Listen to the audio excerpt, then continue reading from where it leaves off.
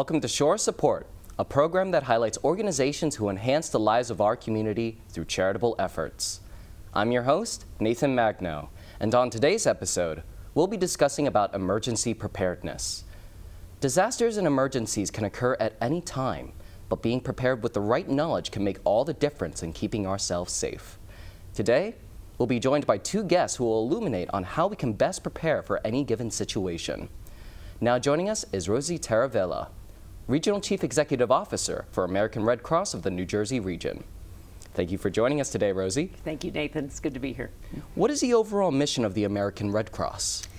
The American Red Cross prevents and alleviates human suffering through the power of volunteers and the generosity of donors.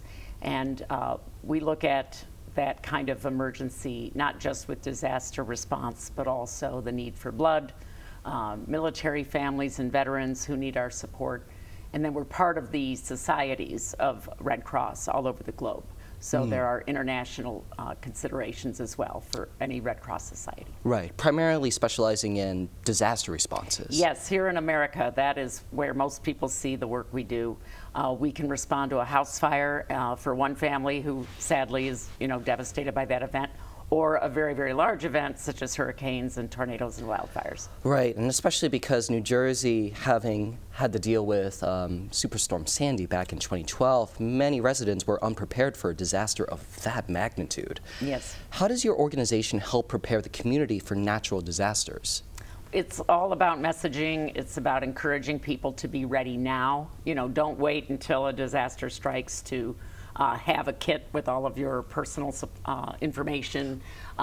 We generally talk about having 3 days worth of supplies, water for every member of the family, non-perishable food, having a kit, being informed, being prepared for that power outage. We encourage people to have, transistor radios or crank radios just to get that information. Sandy was absolutely devastating. We continue to see hurricanes of that magnitude all over the country. And so it's very important for us through our website and our emergency apps, which can be downloaded anywhere, to tell people how to be safe.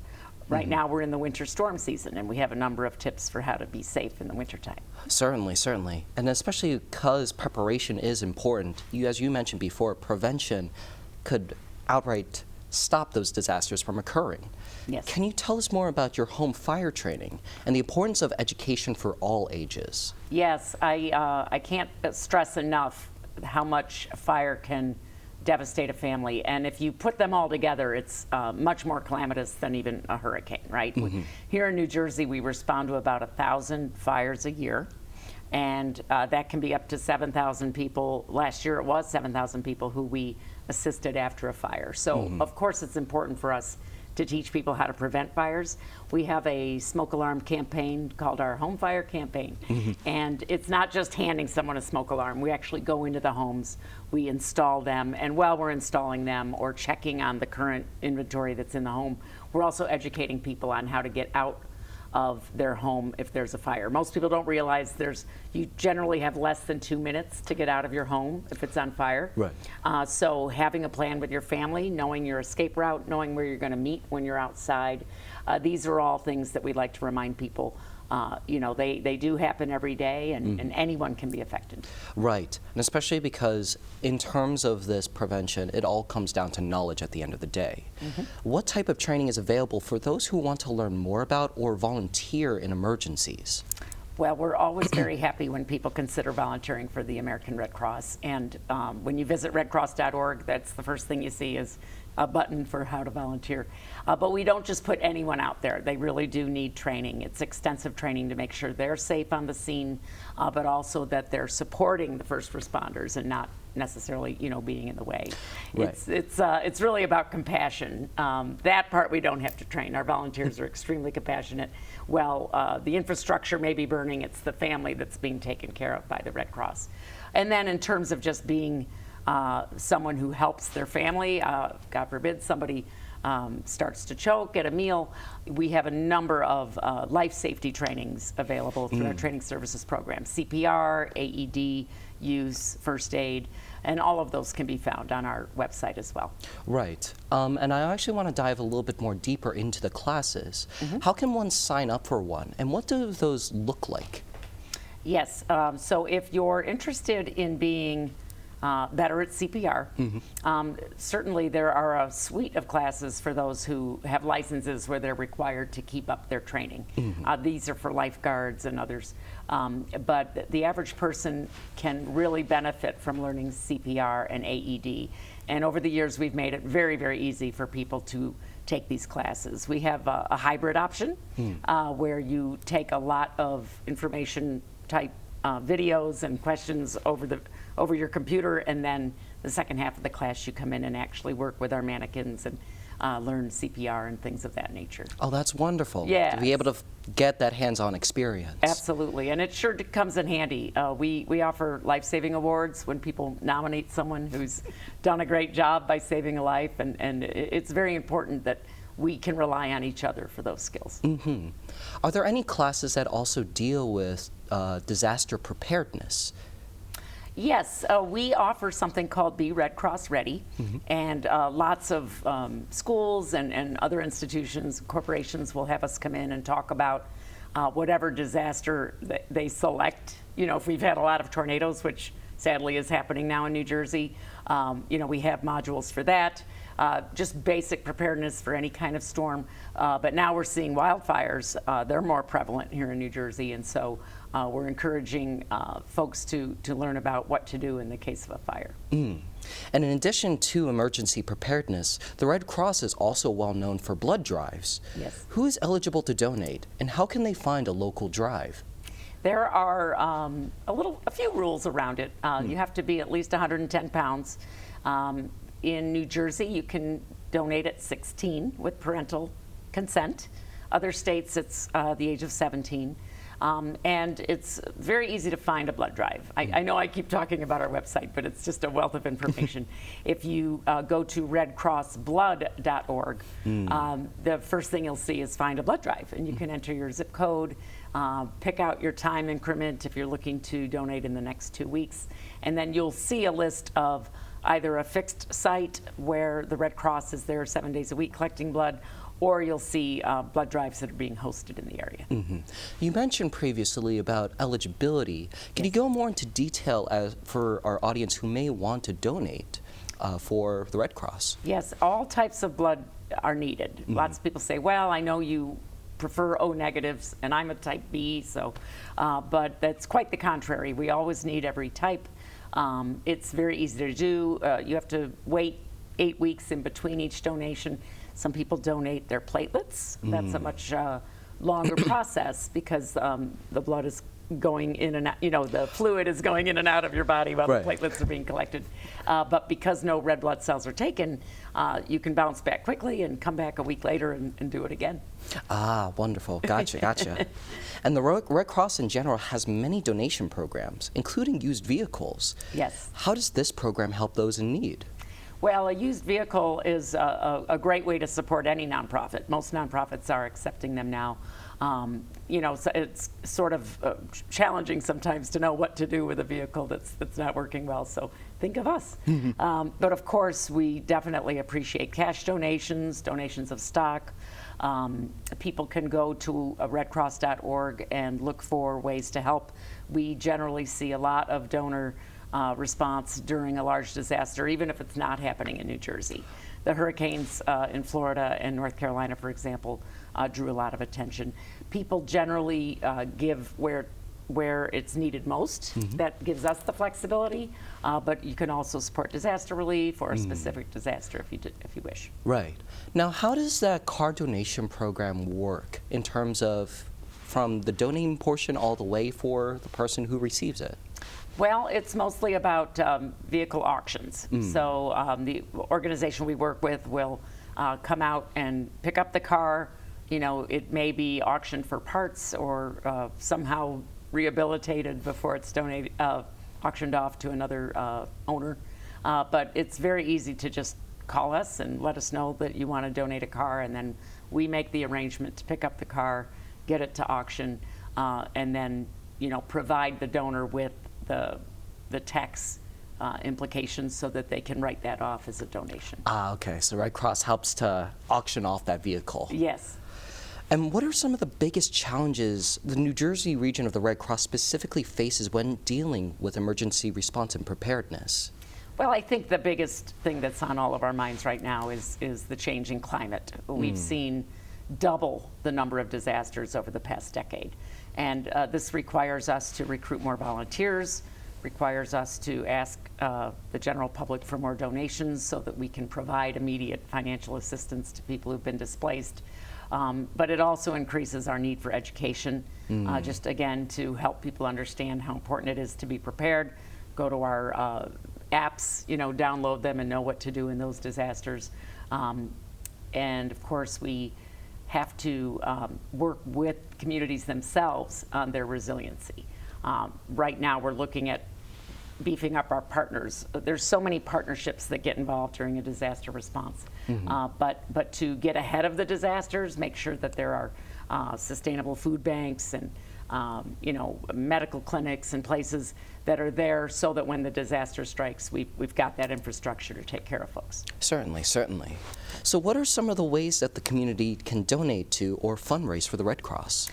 People are more than welcome to do their own grassroots fundraising. If you go to redcross.org, there are opportunities to learn about how to maybe go on social media.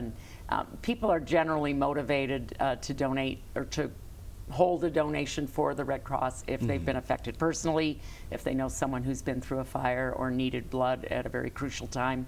But we do see a lot of young people who enjoy the opportunity to support us. They understand what we do, and they like being able to contribute. People can go online to donate. They can call 1-800-RED-CROSS.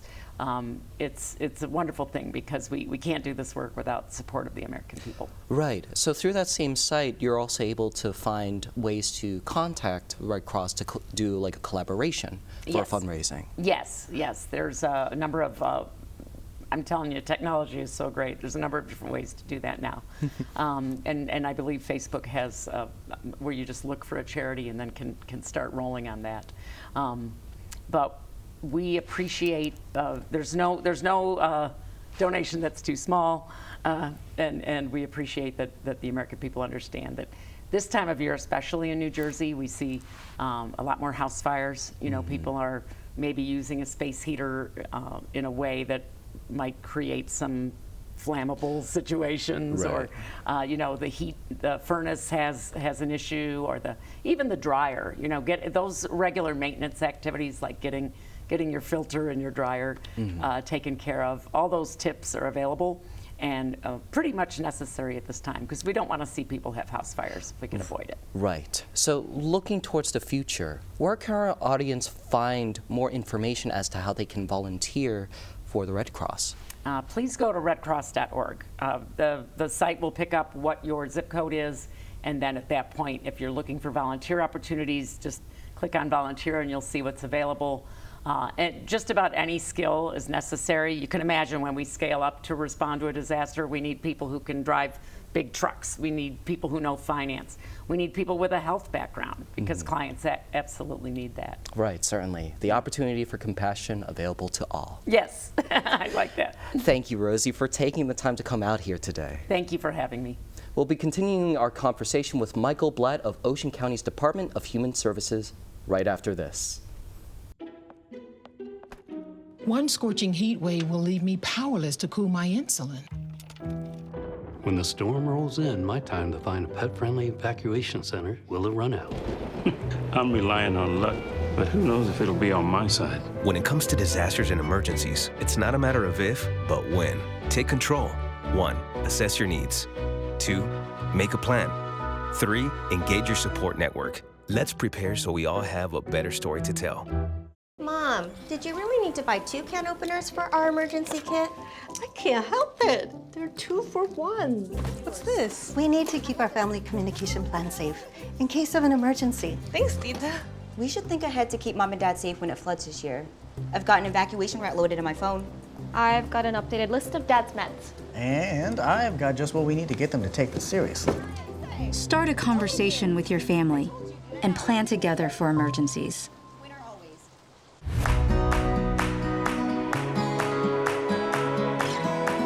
Welcome back to Shore Support. I'm Nathan Magno, and with me now is Michael Blatt, a disaster response crisis counselor for Ocean County's Department of Human Services. Thank you, Michael, for coming out today. And thank you, Nathan, for having this opportunity to talk about the program and the services that we provide to our community. Certainly. So what is the overall mission of the Emergency Response Committee? Well, you'd be pleased to know that Ocean County has the distinction of being the first in the state to develop, organize, train, and have a disaster response team in the event of something happening. So in the 80s, we saw the need to be able to develop people that would be ready, willing, and able, and to be trained to help our community in some of its worst moments. And since then, we've actively done that, and other counties and the state have also replicated that model. But we in Ocean County decided that we would do it first, and we are still seen as one of the pioneers in that program. Shoot, it started all the way back from the 1980s. 80s, yes.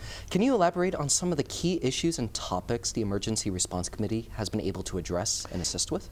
Yes, certainly. So we know disasters often go in neighborhoods, communities, and in broader areas. So where you work, where you worship, where you go to school, where you play, maybe different areas. So one person's death or situation or some bad thing that happens that disrupts our community can impact our whole community. So we try to get together people that can help work with the community, and we've dealt with things like natural disasters, like during Superstorm Sandy. We worked a lot in the community, people that had not just lost their buildings, but their lives had changed. Right. We certainly, more recently, have worked a lot with our Department of Health on the pandemic, because that impacted people in terms of their fear of their health and their wellness and things like that. But we've gotten involved with a lot of things that happen in our community. We always hope that we'll be trained and ready and not needed, but we're a safety net. So in the event that there's some entity that needs help, we're there to respond. Right, and especially in regards to that safety net, the ERC ensures disaster crisis counseling is available in a timely manner. What training do your ERC responders undergo, and what specific areas of assistance are they equipped to provide? Well, we always start with making sure that people want to be able to help people in our community. We want to make sure they understand the basic categories of disasters and how people recover, get better, and to try to guide them. This is not a clinical program, it's really neighbor helping neighbor. So what we do is we get through a list of things of psychological first aid, talk about disasters, the natural, accidental, and human-induced disasters, and just help people understand that like anything else, there are phases and stages. So what a person feels in the first hour is different than the first week, the first month, the first year. So we train our staff and our team, I should say, to be able to help people what they need, when they need it, at their own time, in their own way. What does that training process look like? Well, we had done this for a long time, and interestingly, after 9/11, the state became the first in the country to also organize, train, credential disaster response crisis counselors. So that training consists of understanding introduction to disaster, understanding crisis counseling, doing psychological first aid. Just as there's first aid medical, there's psychological first aid. We also help people understand the cultural and ethical issues of helping people. So when we help somebody, we want to make sure we're respectful of their culture. Right. We want to make sure we do it in an ethical, appropriate, responsible way where we treat people with dignity. And then there's other courses that they do just to understand the command structure of a disaster and how we work with other responders. So we don't work in a vacuum and by ourselves. We work with sometimes Office of Emergency Management, Red Cross, law enforcement, health, so we learn to work together. So there's training that helps people understand that. Right, to kind of oversee the process as to how to identify and to respond to a crisis. That's right. What is the role of a disaster recovery crisis counselor, and what are the requirements to become one? Well, as I mentioned, the state of New Jersey was the first one to establish that. Ocean County was a pilot program back in 2005, and now every county has disaster response crisis counselors. There's about 500 statewide. Ocean County has over 50 that are on there. And it's those courses that I mentioned before, introduction to disasters, introduction to crisis counseling, what that consists of, psychological first aid, culture and ethical issues. So, and there's also, to be a state certified person, there's a fingerprinting process. So we want to make sure that the public is safe. Certainly. In the event that someone in their life may have made a mistake and something had happened in terms of an arrest, there's a chance for a person to appeal and tell us their story, because we want to make sure that people have a chance to help their community, and the person that they were may not be the same person they are now. Right. So what are some of the biggest challenges when responding to those in crisis? Well, when we see people in crisis, we don't know all those things that impact that person. We know that people typically have great resilience and can recover. But in the immediacy aftermath of something really bad happening, people often go through periods where they have disbelief, they're sad, they're shocked, they worry it's going to happen again, they may be angry, they may be guilty. There's a variety of very natural, normal, typical responses. Remember, these are typical responses to an abnormal event. So we help people in being able to realize that things take some time. We try to provide hope and identify ways of problem solving their issues, because they're overwhelmed. They don't know what to do first. Right. So some of the biggest challenges is really for the counselor to be able to let that person go at their own pace, in their own way, not tell them what to do, but help support them in terms of identifying what will help them in the future. Right. So is this process typically like a one-on-one process with a person who may be suffering from a crisis? Well, that's a good question. We always work in teams. We go when invited into an environment, and at that time we may work in a small group. We may work, our counselors may work one-to-one with someone. We may work in a shelter situation along with the Red Cross, but typically we never work alone. We work with other people, and we just give them a chance to educate them as to what they're experiencing. Right. Let them vent, let them express their feelings. We validate what they may be going through and help them understand, again, there's nothing wrong with them. Everybody can certainly be overwhelmed if something happens really bad, and we just try to help them to find out what will help them in the future. What about their family? What about their friends? What about their faith? You know, what other natural resources do they have, natural supports? And we try to link them to those. Right. To give action back into their own hands. Yeah. Action binds anxiety. If you give someone something to do and you tell them some steps, it helps them with a sense of, what do I do now? That's a very good point that you mentioned, that action binds anxiety. Right. How important is mental health support during a disaster or crisis? And what steps does your department take to address the mental health needs of affected individuals? Well, a lot of times, again, as I mentioned before, we try to educate them as to what they may or may not expect in the future. We don't want people to feel, oh my gosh, I couldn't sleep last night. I have these thoughts I can't get rid of. I'm never going to be able to feel differently. So we try to help normalize that. We try to identify, when that becomes a problem, if they aren't sleeping for a long period of time.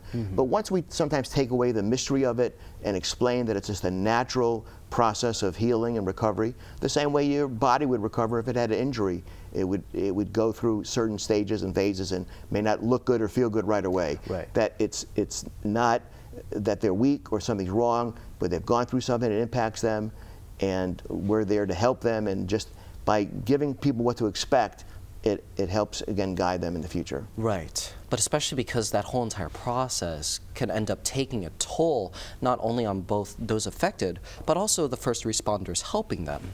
What are some forms of psychological first aid to help those in need? Well, just as we tell the people that are survivors, we want our staff and our team to be able to take deep breaths, to try to remain calm, to try to not promise what they can't deliver. If I told someone after Sandy, don't worry, I'm sure you'll be back in your house in 6 months, how wrong that would have been and inappropriate. So we tell people to again, try to identify what is going on. If you need a break, you can take a break. We ask our teams to service their community in this great satisfaction and fulfillment. But we don't do that in any sacrifice of our own health and well-being. Right. So when people need a break, when they've perhaps gotten too close to their person, they really want them to get better, and they can't deliver what they are promising, we try to give them people the chance to break, relax. We'll debrief them to make sure they're okay. Right. And speaking of learning about people's stories, I'm actually curious about your insight to that whole entire process about the people who you helped. Can you share some of those stories in your line of work? Well, I've always been humbled and honored that people are willing to let me be a front row witness to their situation, and I always respect that. They tell me what they want when they want, and some of those stories have been people that have lost family, pet, houses, situations like that. And I just try to provide a sympathetic ear to comfort them, to guide them in their journey. Things take time to work their way through. They may or may not ever get back to where they were before, so I don't want to give them false hope, but I want to be hopeful. You know, what you feel today may not be what you feel in the future. So, you know, the stories have varied. Everybody has their own, you know, way of dealing with things, and again, it's been a very rewarding experience for myself and for the team to be able to help our community at times of need. Yeah, to give them that slight glimmer of light. Absolutely. Where do you see the future of disaster response, and what resources or actions do you believe are most needed to enhance preparedness and recovery? Well, we always like to say that it's really best to prepare and train on sunny days. You don't want to be doing that during the disaster. So we spend a lot of time trying to sharpen our skills, try to increase our knowledge, skills, and ability, try to see what's currently out there. So years ago, we didn't know as much about things like climate issues, you know, the flooding, the natural, more frequent, intense storms, the disruptions. Because again, all these things have consequences. Power goes out, flooding, there may be traffic, but the biggest consequences are the impact it has on a person. Right. So we try to train, we work with the Red Cross, we work with the Office of Emergency Management, so we understand what our role is and how we can help in times of need. Right. Now, if you can share something with our audience, when it comes to facing those disasters, what is the first thing that we could do in order to best respond to it? Well, it's always good to have a plan. For people, they should have a plan about if something happens and they have to leave their house, where will they go? Who are their support systems? How do they link with them and find out with them? There was a time many, many years ago, it just helped for me to be able to provide someone a way to get in contact with their family member that they had lost. They didn't know where they were, so we were able to do that. So the best way that we can prepare is to, again, have a plan. Just as we have fire drills, to have drills of what you anticipate if something were to happen, where you would go, where your safe spot would be. And for us, just to continue to increase our knowledge and skill and work in the area, because you know, as we know, we never know when the next event happens. We hope we're always prepared, and we hope, like anything else, that we train, prepare, and that everything is going to be safe and good in the community. But it's really about trying to just anticipate and prepare and just be ready for it. Right. And for those who wish to gain that knowledge, how can our viewers volunteer with or support the Disaster Response Crisis Counselor Program? Well, first of all, I would appreciate anybody's interest in it, because I really think that some of the things you learn about helping others can help yourself and your family members when they go through difficult times. So the state of New Jersey, through the Department of Terrorism and Disaster, has information about and the website is njdrcc.org, where it talks about how you become a DRCC member. There's podcasts now that through the Department of Human Services, there's a podcast about disaster behavioral health, so people can learn more about it. Our own Department of Human Services, through the leadership of Katie Schworn, has emergency response committee meetings every other month, and I would call her office, 732-506-5374, ask for her and see whether you can go to a meeting, either virtually or in person, and just be interested, learn about this, and just volunteer. It may help. Certainly, certainly. That is drcc.org to find more information about your services. That's correct. Well, thank you so much, Michael, for coming out today and for all the insight that you gave regarding crisis responses. Well, thank you for doing the program and again inviting us to be able to talk about it to your audience. We would also like to thank both of our guests for providing insight in how we can best prepare and respond to emergencies. Life will often throw unexpected challenges, but it is with preparation that gives us the resilience to weather through any storm. We encourage you to take up the opportunity in immediately applying what we learned here today to build a safer and more secure future. For Shore Support, I'm Nathan Magno, and thank you for watching.